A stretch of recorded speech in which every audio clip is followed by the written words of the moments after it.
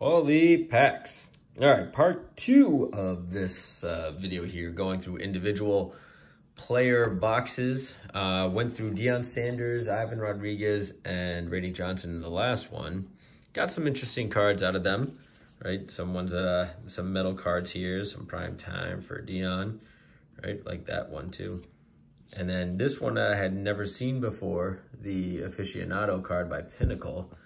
And then like some Bowman's Best there. A couple of rookie cards from Deion.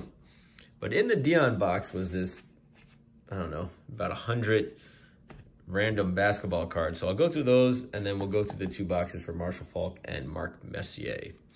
So some hockey coming up here. But let's see what we got for this basketball stuff. A lot of Sam Cassell rookies. So for those Sam Cassell fans, plenty of rookies here. He had a decent career.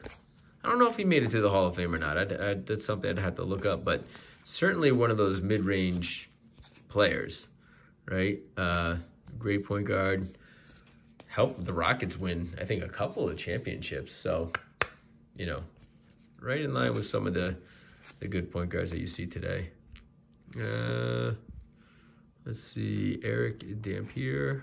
Is that a cutout? I feel like that's a cutout of some sort. I don't know what that is. It's upper deck, but it feels like you can punch it out. Or it's like a sticker, I'm not quite sure. But then you got Sean Elliott. Again, another solid point guard for the Spurs, and help them, I believe, win some championships as well. So he was an integral part. But obviously, you know, the key part of that is you get David Robinson, and then when you get Tim Duncan and David Robinson together, you know, I think Sean Elliott fades away a little bit there, and then you start seeing in what's that guy's name? Why am I drawing a blank on Manu Ginobili, whatever his name was. He starts coming in. But here you got Alfonso Ellis, right? Funny, you got 92 draft pick here. So a lot of mid-level 90s basketball stars. A little, look at the Irish Danny Ferry, right? Danny Ferry, I think, went off to Italy or something, and then signed with the Cavs. I don't know I don't know if it was Danny Ferry or who it was. Somebody had an issue with who they were signing with and holding out for something. Michael Finley, that's a nice rookie card here. I forgot he played at Wisconsin. Ooh, and Fortson never panned out. Good college player. Tom Gugliotta, the Googs. All right, Robert Horry. He had a good, again, another guy with a solid career. Won a couple of championships. Great role player, you know, probably averaging around like 20 points a game, somewhere in and around there. So, he came out of Tennessee. And then Allen Houston. Oh, Allen Houston came out of Tennessee. Allen Houston, he had another guy with a very solid career. Went over to the Knicks, and then I think over to the Rockets too, later in his career. I forget where he bounced around to, but most notably for the Knicks. So, not bad. Not bad for just a random bunch of basketball cards. All right, Marshall Faulk. Great running back here with not only the Colts, but he played for the Rams as well. So, probably most notable for...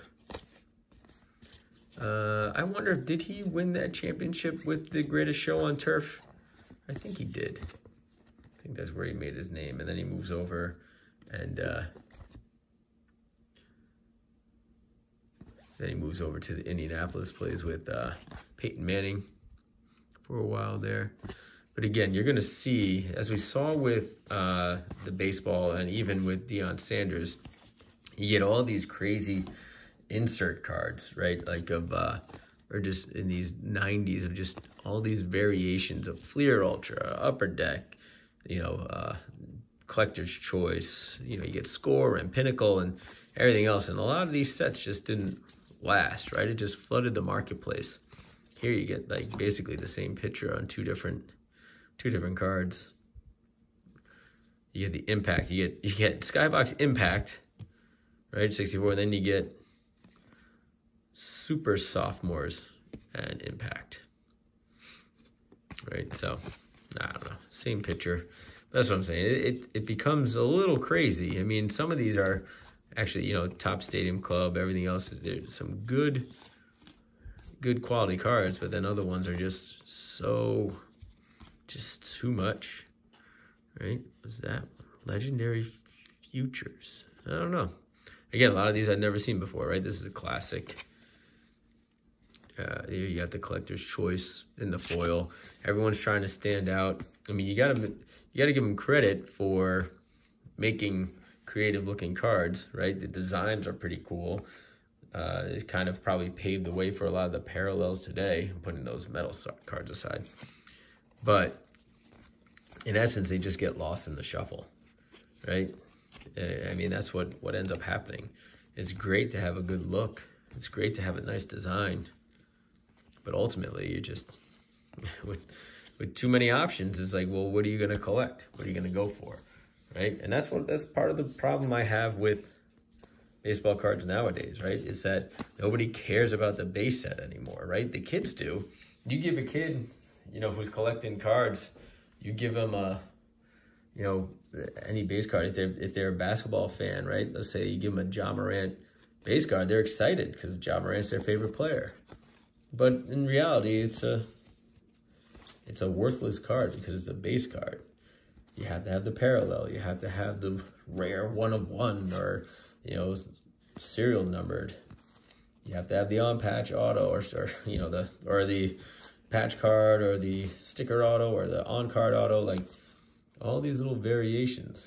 See, now even like this one, right? It's like this one's some sort of kind of refractor. That one doesn't, so that's their rare insert card. But just gets lost, right? It just gets lost in the shuffle. Just you come up with too many variations, too many kinds, right? It gets hard to keep up with it all. So who are these two together?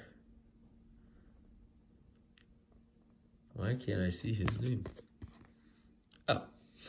Quentin Coryett and Marshall Faulk. So these actually become little punch-out things. That's actually pretty cool. Oh, there's a bunch of them. That's pretty cool. I have to check that out. Those are nice to keep together. I mean, again, I know I'm rambling on about it, but, you know, it's kind of cool. I mean, it's cool to see how they do it, right? Like, this is a cool card. I get it. You know, you get your classic, but classic just didn't last, right? Classic just faded away. So you get some unique designs, right? You get the chance for the their gold signature card, but ultimately it just didn't last. And you collect these cards, and now these cards are just like, you know, how many Marshall Faulk cards can you create, right? And they just get put into a box. It's a shame with those new ones too, because it's nice to have like new players and you want to collect new players, but you see people, they're opening packs and they're just going for the inserts and then tossing the rest of the cards in the trash. So it's crazy. All right, Mark Messier time. So that was all the Marshall Faulk ones. Definitely a lot of second year, a lot of classic there. I mean, so technically some rookies in there, but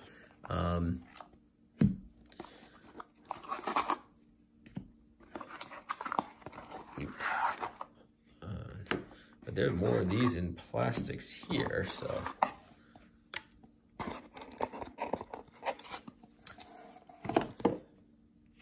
All right, let's see what we got here. So Mark Messier, I know he won a championship with the Oilers and with the Rangers. But I don't know where else. Let's look at his career real quick. Oilers. So he started way back in the 70s?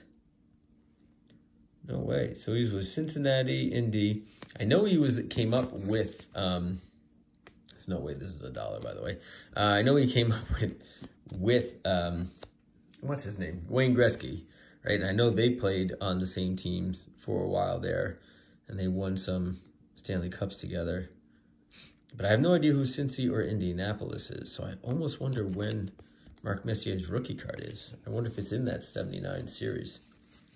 So, but hockey is something I don't know a ton about.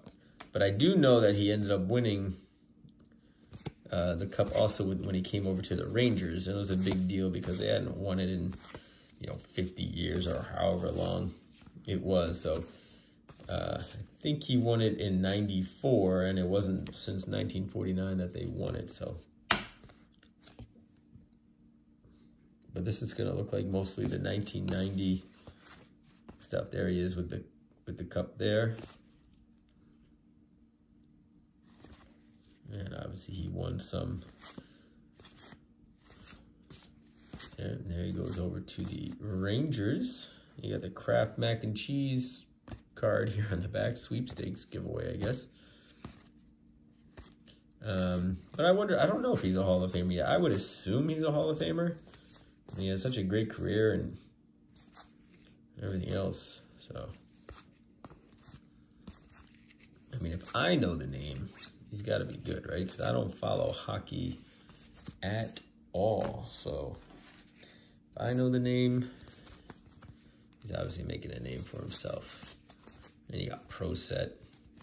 And so very much similar to hockey, right? You get all these random, why did they put this in there?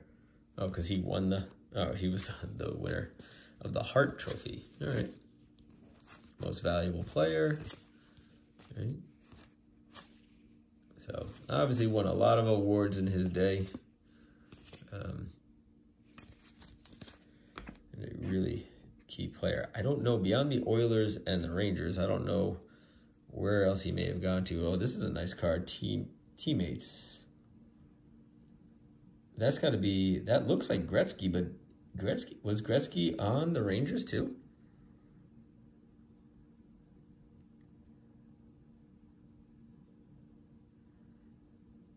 Oh, they did. I guess they reunited for 1 year for the Rangers. I did not know that.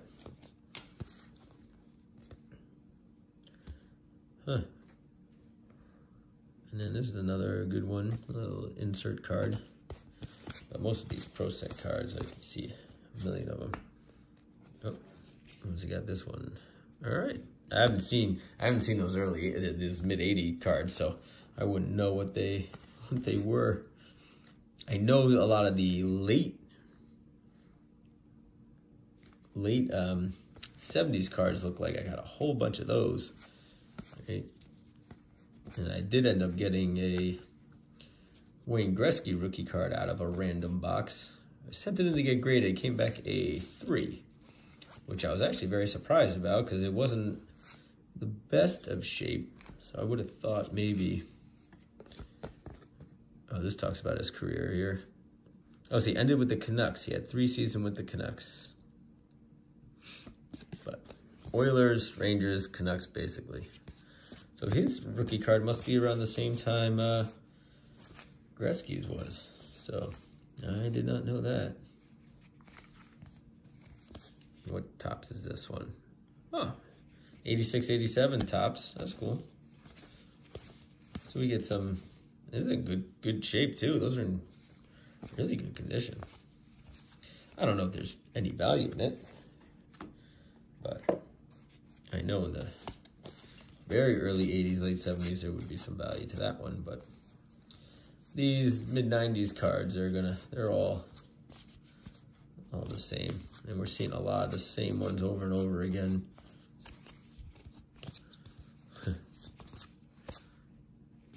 There you go, 91 score. I haven't really seen that before. But yeah, for those of you interested in that Wayne Gretzky rookie card, go back and check out I bought this box from this woman who was just selling. She put it on OfferUp, put a bunch of blurry photos up of a box. So I went to her house. She was offering for 20 bucks. I couldn't see what cards were in the box. They looked old, but they were beat up. And so, but there was a ton of great stuff in there. I mean, if it was in mint shit, you know, excellent, even if it was in excellent condition, that box would have been worth a lot of money. But most of the cards were really beat up. But at the end of the box, I did pull a Wayne Gretzky rookie out of it. But there was even like a Hulk Hogan rookie in there, right? A whole bunch of random stuff. A lot of late 70s. I think there's like a Nolan Ryan in there too. A lot of late 70s baseball. Very early 80s, late 70s cards. But spanning everything. So.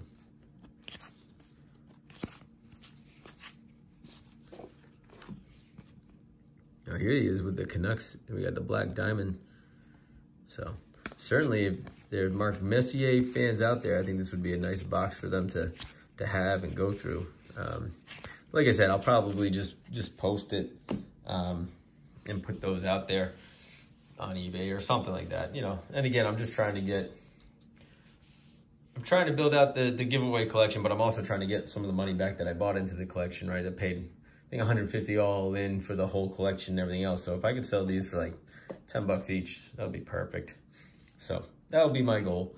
But hey, hope you guys enjoyed that. Definitely a lot of cards to go through, a lot of the same cards, so a lot of variations, but pretty cool player collections nonetheless. So, but we'll keep, I'll keep going through the collection and we'll keep posting some videos. All right, guys, see ya.